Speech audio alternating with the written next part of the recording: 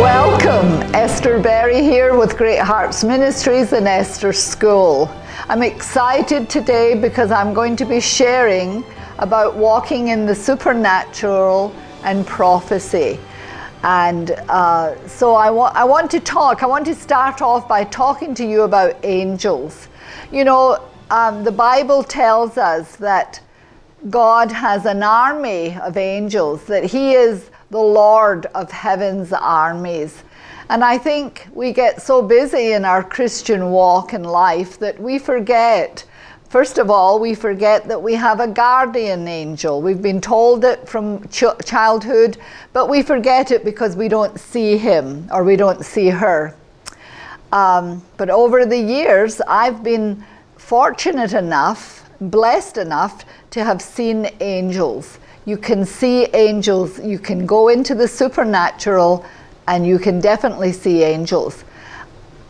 You can sense them when you need to sense that they're there, but you can also ask for them to show up in your imagination. Your imagination is a camera from God, and it helps you to walk in the supernatural, because there's great joy in the supernatural.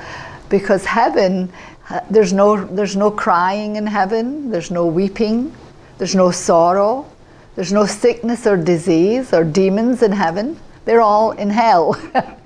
We live in just a wonderful life as a Christian believer. We have a great heritage to follow. We have our Bible, and we have the saints of old who were just common people like you and I. So I want you to realize that you are very, very special to the Lord, that you're chosen of Him, that you are a royal priesthood, a holy nation. I know you've heard these scriptures before, but let's talk about angels. So the first encounter I want to talk to you about was many years ago. We were doing all-night prayer groups, and we would pray for 24 hours. And one night at 3 o'clock in the morning, that seems to be when angels show up, we're sitting in a circle in a cable company, a television company's warehouse, and it had a huge, huge ceiling. And about 3 o'clock in the morning, we sensed the presence of an angel come into the center of the circle. And we not only sensed him, but we started to see his boots. We started to see what he was wearing, and he was big. He was very, very big. And there was about 8 of us sitting in the circle, and we all knew that this angel had come with a message. And we knew he was Gabriel, because Gabriel is the messenger, the angel with the message. Read the Bible, it tells you who he is. And so we got the message. It was a prophetic message, and the prophetic message was about God's sons and daughters. And the message was very simple, but it said, basically it said, these are the greatest times of the church history. These are the greatest times to live in. And that things would change over the years, but be of good cheer, because God was with us, He was on our side, and we had nothing to fear. And it was just a great experience. In the morning at 8 o'clock in the morning, we went outside to the parking lot, and there was 3 cars left at that point, and 3 cars were covered in angel feathers. Well, we call them angel feathers. It could have been chicken feathers, who knows? But they were covered in these little white feathers, and we just were like, wow, that was supernatural. Sometimes things happen in the natural that are signs from God. Hear me, because it is that was not a natural thing to happen. But we were like in awe. We cleaned our cars off quickly and went home so we could get some sleep. But over the years we realized maybe the angels just dusted their little feathers over us.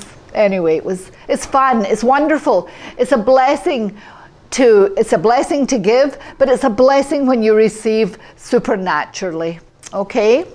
The second angel I want to talk to you about is my little son. When he was 5 years old, I had to put him in a public school. And I was heartbroken because I was a mother. We were a young family that loved the Lord and wanted our children in Christian school. And I actually worked to place my other children in Christian schools. So Robert comes along, and it's devastating news enough to be told that he has Down syndrome from the doctors, and they give me all these bad reports. But thank goodness I was reading my Bible, and I was reading his word about you're healed by the Lord, and by your stripes you're healed, and that he took sickness and disease on the cross, and you were crucified with Christ. It's no longer you who live. So I had been studying the word. So I knew, and plus when my Bobby was born, 4 days old, God spoke to me. I heard the audible voice of God, and he said, he is the healed of the Lord. And I received that message. I think he had to tell me 3 times because I was bathing the baby in the bathtub. It was a dark time, but I knew it was God's voice. I knew it was God's voice to bring me comfort. So anyway, I held on to that. 5 years old, I want to put Robert in a Christian school, and I'm told that they cannot accommodate him.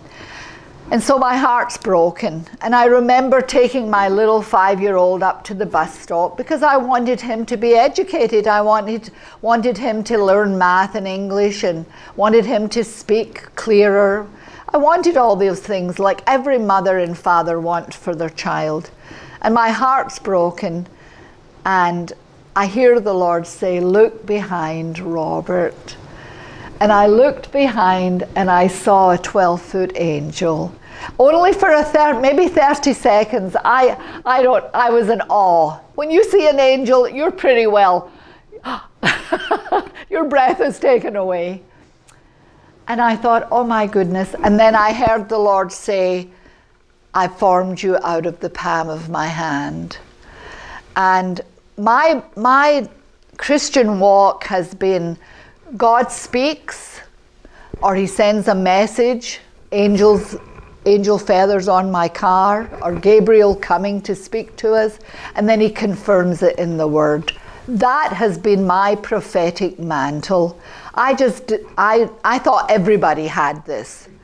But I'm here to teach you that you can have this too. This is for everybody who wants it. Because in Corinthians, it talks about the gifts of the Spirit and the fruits of the Spirit. And one of the gifts are prophecy. It said you can have the gifts of faith and the gifts of healing, but do covet prophecy because it's the greatest gift. And I believe it's the greatest gift because it encourages one another. It encourages when you give it, it encourages when you receive it. So that angel came to my little boy. And I put him on that school bus, and God said, I have that. That little boy belongs to me. So that was the second encounter. The third encounter was when I was traveling over Israel. I was sitting with a young man who had a prophetic mantle, and him and I, we were going with a small team to Israel. And all of a sudden, we're going over Turkey, and I feel the presence of Michael, the archangel. I feel his presence. Michael, the angel who looks after Israel. And I saw him. He was gigantic. And I saw him, and he landed on top of the plane. And the plane kind of went like this. I say that anyway. It was fun. But no, it was very heartwarming because I had left my husband and children in America. I was going into Israel. I think it was during the 6-day war. And this young prophet looks at me and he said, do you sense that Michael is on this plane? And that was a confirmation.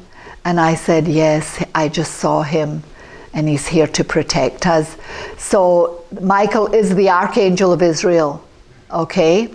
So the next thing that happens is I go to Brazil. I want to tell you how wonderful and great and awesome our God is, and how much he loves you so much.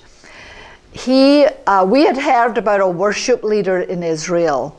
We went with a ministry who took about 70 or 80 of us into Israel, and we ministered at different churches, and we saw incredible signs and wonders. But my husband and I specifically wanted to meet the worship leader.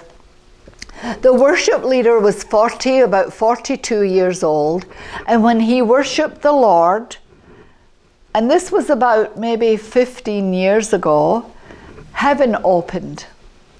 Heaven opened, and the congregation would have these incredible visions of angels coming to worship with us.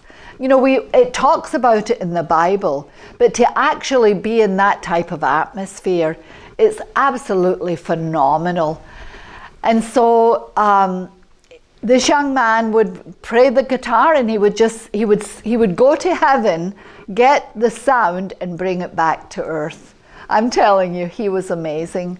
Well, I wanted to meet him because I had been told that he had been born with Down syndrome, and his grandmother prayed for him, and the miracle happened when he was 6 years old.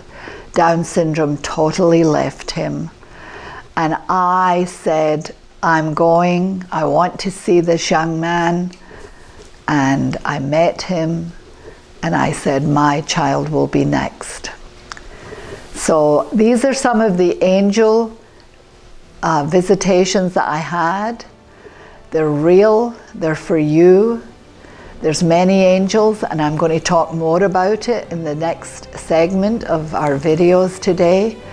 But I want you to know that the Lord looks over you. He never sleeps or slumbers, and he has angels on guard just for you. God bless you, I love you, and so does God.